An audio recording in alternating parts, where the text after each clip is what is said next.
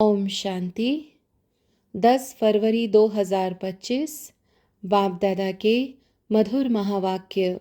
मीठे बच्चे, तुम्हें बाप द्वारा जो अद्वैत मत मिल रही है उस मत पर चलकर कलयुगी मनुष्यों को सतयुगी देवता बनाने का श्रेष्ठ कर्तव्य करना है। प्रश्न: सभी मनुष्य मात्र दुखी क्यों बने हैं? उसका मूल कारण क्या है?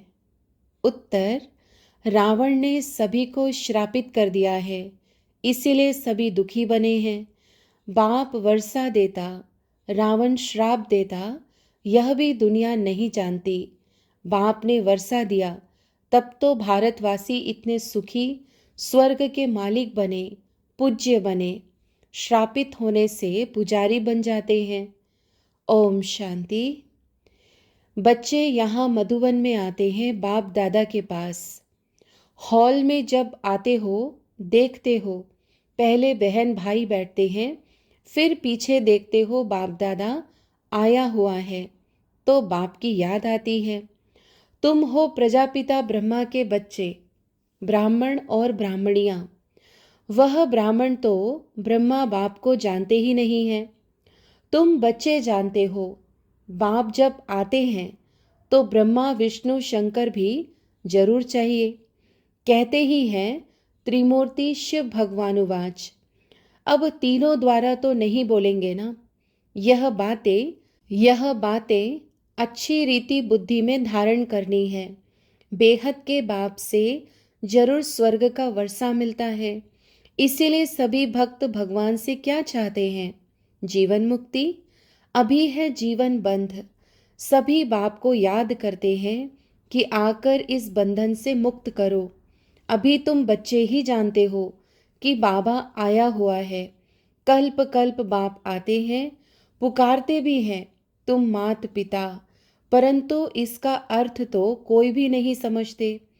निराकार बाप के लिए समझ लेते हैं, गाते हैं, परंतु मिलता कुछ भी नहीं है। अभी तुम बच्चों को उनसे वर्षा मिलता है, फिर कल्प बाद मिलेगा। बच्चे जानते हैं बाप आधा कल्प के लिए आकर वर्षा देते हैं और रावण फिर श्राप देते हैं। यह भी दुनिया नहीं जानती कि हम सभी श्रापित हैं। रावण का श्राप लगा हुआ है, इसीलिए सभी दुखी हैं। भारतवासी सुखी थे। कल इन लक्ष्मी नारायण का राज्य भारत में था। देवताओं के आगे माथा टेकते हैं, पूजा करते हैं, परंतु सतयुग कब था यह किसको पता नहीं।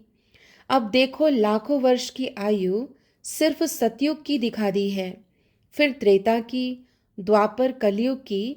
उस हिसाब से मनुष्य कितने ढेर हो जाएं? सिर्फ सतयुग में ही ढेर मनुष्य हो जाएं। कोई भी मनुष्य की बुद्धि में नहीं बैठता है। बाप बैठ समझाते हैं कि देखो गाया भी जाता है, 33 करोड़ देवताएं होते हैं। ऐसे थोड़ी वह कोई लाखों वर्ष में हो सकते हैं। तो यह भी मनुष्यों को समझाना पड़े। अभी तुम समझते हो कि बाबा हमको स्वच्छ बुद्धि बनाते हैं, रावण मलेच्छ बुद्धि बनाते हैं। मुख्य बात तो यह है, सतयुग में है पवित्र, यहाँ है अपवित्र। यह भी किसको पता नहीं है कि राम राज्य कब से कब तक, रावण राज्य कब से कब तक होता है। समझते हैं यहाँ ही राम राज्य भी है, रावण राज्य भी है। अनेक मत मतांतर है ना। जितने हैं मनुष्य उतनी है मतें। अभी यहाँ तुम बच्चों को एक अद्वैत मत मिलती है जो बाप ही देते हैं। तुम अभी ब्रह्मा द्वारा देवता बन रहे हो। देवताओं की महिमा गाई जाती है। सर्वगुण संपन्न, 16 कला संपूर्ण है, तो वह भी मनुष्य। मनुष्य की महिमा गाते हैं क्यों? जरूर फर्क होगा ना। अभी तुम बच्चे भी नंबरवार पुरुषार्थ अनुसार मनुष्य को देवता बनाने का कर्तव्य सीखते हो। कलयुगी मनुष्य को तुम सतयुगी देवता बनाते हो, अर्थात शांति धाम ब्रह्मांड का और विश्व का मालिक बनाते हो। यह तो शांति धाम नहीं है ना। यहाँ तो कर्म जरूर करना पड़े। वह है स्वीट साइलेंस होम। अभी तुम समझते हो हम आत्माएं स्वीट होम ब्रह्मांड के मालिक हैं, वहाँ दुख सुख से न्यारे रहते हैं। फिर सतयुग में विश्व के मालिक बनते हैं। अभी तुम बच्चे लायक बन रहे हो। एम ऑब्जेक्ट एक्यूरेट सामने खड़ी है। तुम बच्चे हो योग बल वाले, वह है बाहुबल वाले। तुम भी हो युद्ध के मैदान पर, परंतु तुम हो डबल अहिंसक, वह है हिंसक। हिंसा काम कटारी को कहा जाता है। सन्यासी भी समझते हैं यह हिंसा है, इसीलिए पवित्र बनते हैं। परंतु तुम्हारे सिवाय बाप के साथ प्रीत कोई की है नहीं। आशिक माशूक की प्रीत होती है ना, वह आशिक माशूक तो एक जन्म के गाए जाते हैं। तुम सभी हो मुझ माशूक के आशिक। भक्ति मार्ग में मुझ एक माशूक को याद करते आए हो। अब मैं कहता हूँ यह अंतिम जन्म सिर्फ पवित्र बनो और यथार्थ रीति याद करो, तो फिर याद करने से ही तुम छूट जाएंगे। सतयुग में याद करने की दरकार ही नहीं रहेगी। दुख में सिमरन सब करते हैं, यह है नरक। इनको स्वर्ग तो नहीं कहेंगे ना। बड़े आदमी जो धनवान हैं वह समझते हैं हमारे लिए तो यहाँ ही स्वर्ग है। विमान आदि सब कुछ वैभव है। कितना अंधश्रद्धा में रहते हैं। गाते भी हैं तुम मात पिता, परंतु समझते कुछ नहीं। कौन से सुख घनेरे मिले यह कोई भी नहीं जानते हैं। बोलती तो आत्मा है ना, तुम आत्माएं समझती हो हमको सुख घनेरे मिलने हैं। उसका नाम ही है स्वर्ग, सुख धाम। स्वर्ग सभी को बहुत मीठा भी लगता है। तुम अभी जानते हो स्वर्ग में हीरे जवाहरों के कितने महल थे। भक्ति मार्ग में भी कितना अनगिनत धन था। जो सोमनाथ का मंदिर बनाया है, एक एक चित्र लाखों की कीमत वाले थे। वह सब कहाँ चले गए, कितना लूट कर ले गए। मुसलमानों ने जाए मस्जिद आदि में लगाया, इतना अथाह धन था। अभी तुम बच्चों की बुद्धि में है हम बाप द्वारा फिर से स्वर्ग के मालिक बनते हैं। हमारे महल सोने के होंगे, दरवाजों पर भी जड़ित लगी हुई होगी। जैनियों के मंदिर भी ऐसे बने हुए होते हैं। अब हीरे आदि तो नहीं है ना जो पहले थे। अभी तुम जानते हो हम बाप से स्वर्ग का वर्षा ले रहे हैं। शिव बाबा आते भी भारत में ही हैं। भारत को ही शिव भगवान से स्वर्ग का वर्षा मिलता है। क्रिश्चियंस भी कहते हैं क्राइस्ट से 3000 वर्ष पहले भारत हेवन था। राज्य कौन करते थे यह किसी को पता नहीं है। बाकी यह समझते हैं भारत बहुत पुराना है, तो यही स्वर्ग था ना। बाप को कहते भी हैं हेवनली गॉड फादर, अर्थात हेवन स्थापन करने वाला फादर। जरूर फादर आए होंगे, तब तुम स्वर्ग के मालिक बने होंगे। हर 5000 वर्ष बाद स्वर्ग के मालिक बनते हो। फिर आधा कल्प बाद रावण राज्य शुरू होता है। चित्रों में ऐसा क्लियर कर दिखाओ जो लाखों वर्ष की बात बुद्धि से ही निकल जाए। लक्ष्मी नारायण कोई एक नहीं, इन्हों की डिनाइस्टी होगी ना। फिर उन्हों के बच्चे राजा बनते होंगे। राजाएं तो बहुत बनते हैं ना, सारी माला बनी हुई है। माला को ही सिमरन करते हैं ना। जो बाप के मददगार बन बाप की सर्विस करते हैं, उन्हों की ही माला बनती है। जो पूरा चक्र में आते पूज्य पुजारी बनते हैं, उन्हों का यह यादगार है। तुम पूज्य से पुजारी बनते हो तो फिर अपनी माला को बैठ पूजते हो। पहले माला पर हाथ लगाकर फिर माथा टेकेंगे, पीछे माला को फेरना शुरू करते हैं। तुम भी सारा चक्र लगाते हो, फिर शिव बाबा से वर्षा पाते हो। यह राज तुम ही जानते हो। मनुष्य तो कोई किसके नाम पर कोई किसके नाम पर माला फेरते हैं, जानते कुछ भी नहीं। अभी तुमको माला का सारा ज्ञान है और कोई को यह ज्ञान नहीं। क्रिश्चियंस थोड़ी समझते हैं कि यह किसकी माला फेरते हैं। यह माला है ही उन्हों की जो बाप के मददगार बन सर्विस करते हैं। इस समय सब पतित हैं, जो पावन थे वह सब यहाँ आते आते अब पतित बने हैं। फिर नंबरवार सब जाएंगे, नंबरवार आते हैं, नंबरवार जाते हैं। कितनी समझने की बातें हैं। यह झाड़ है, कितने टाल टालिया मठ पंथ हैं। अभी यह सारा झाड़ खलास होना है, फिर तुम्हारा फाउंडेशन लगेगा। तुम हो इस झाड़ के फाउंडेशन। उसमें सूर्यवंशी चंद्रवंशी दोनों हैं। सतयुग त्रेता में जो राज्य करने वाले थे, उन्हों का अभी धर्म ही नहीं है, सिर्फ चित्र है। जिनके चित्र हैं उन्हों की बायोग्राफी को तो जानना चाहिए ना। कह देते फलानी चीज लाखों वर्ष पुरानी है। अब वास्तव में पुराने ते पुराना है आदि सनातन देवी देवता धर्म। उनके आगे तो कोई चीज हो नहीं सकती। बाकी सब 2500 वर्ष की पुरानी चीजें होंगी। नीचे से खोदकर निकालते हैं ना। भक्ति मार्ग में जो पूजा करते हैं वह पुराने चित्र निकालते हैं, क्योंकि अर्थक्वेक में सब मंदिर आदि गिर पड़ते हैं, फिर नए बनते हैं। हीरे सोने आदि की खानियां जो अभी खाली हो गई हैं, वह फिर वहां भरतू हो जाएंगी। यह सब बातें अभी तुम्हारी बुद्धि में है ना। बाप ने वर्ल्ड की हिस्ट्री ज्योग्राफी समझाई है। सतयुग में कितने थोड़े मनुष्य होते हैं, फिर वृद्धि को पाते हैं। आत्माएं सब परम धाम से आती रहती हैं। आते आते झाड़ बढ़ता है।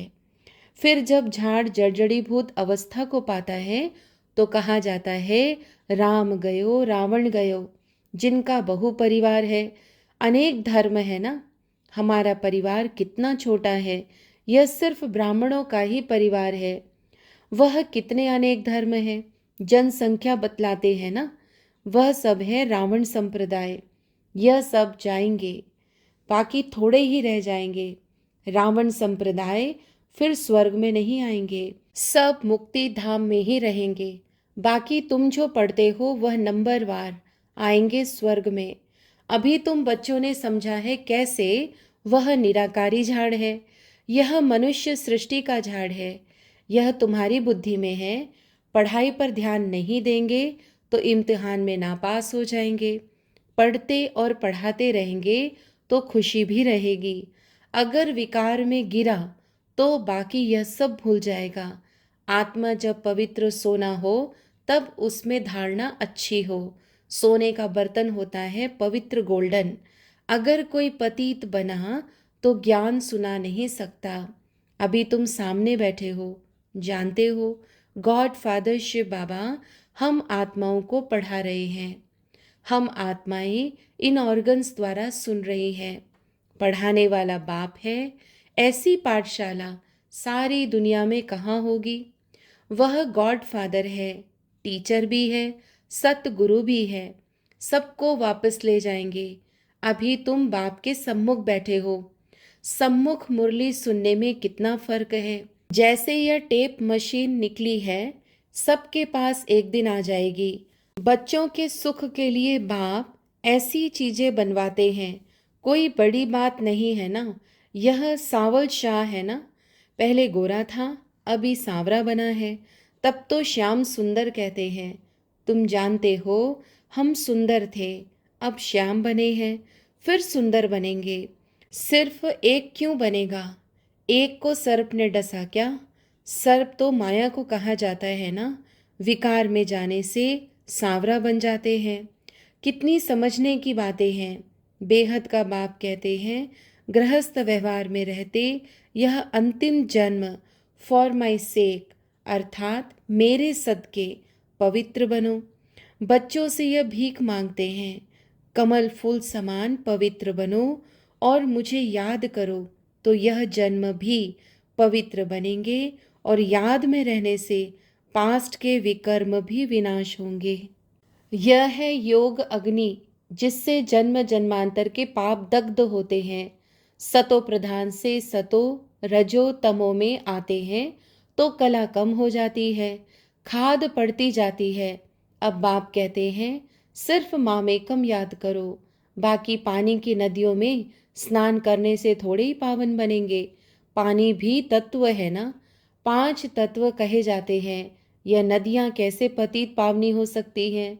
नदियाँ तो सागर से निकलती हैं।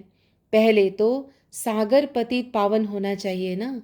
अच्छा, मीठे मीठे सिकिलधे बच्चों प्रति मात पिता बाप दादा का याद प्यार और गुड मॉर्निंग। रूहानी बाप की रूहानी बच्चों को नमस्ते। धारणा के लिए मुख्य सार। पहला, विजयी माला में आने के लिए बाप का मददगार बन सर्विस करनी है। एक माशूक के साथ सच्ची प्रीत रखनी है। एक को ही याद करना है। दूसरा, अपनी एक्यूरेट एम ऑब्जेक्ट को सामने रख पूरा पुरुषार्थ करना है। डबल अहिंसक बन मनुष्य को देवता बनाने का श्रेष्ठ कर्तव्य करते रहना है। वरदान, विजयीपन के नशे द्वारा सदा हर्षित रहने वाले सर्व आकर्षणों से मुक्त भव। विजयी रत्नों का यादगार बाप के गले का हार आज तक पूजा जाता है। तो सदा यही नशा रहे कि हम बाबा के गले का हार विजयी रत्न है। हम विश्व के मालिक के बालक हैं। हमें जो मिला है वह किसी को भी मिल नहीं सकता। यह नशा और खुशी स्थायी रहे तो किसी भी प्रकार की आकर्षण से परे रहेंगे। जो सदा विजयी है वो सदा हर्षित है। एक बाप की याद के ही आकर्षण में आकर्षित है। स्लोगन, एक के अंत में खो जाना अर्थात एकांतवासी बनना। अव्यक्त इशारे, एकांत प्रिय बनो, एकता और एकाग्रता को अपनाओ। अभी सब मिलकर एक दो की हिम्मत बढ़ा के यह संकल्प करो कि अब समय को समीप लाना ही है। आत्माओं को मुक्ति दिलानी ही है। लेकिन यह तब होगा जब सोचने को स्मृति स्वरूप में लाएंगे। जहाँ एकता और दृढ़ता है वहाँ असंभव भी संभव हो जाता है। अच्छा, ओम शांति।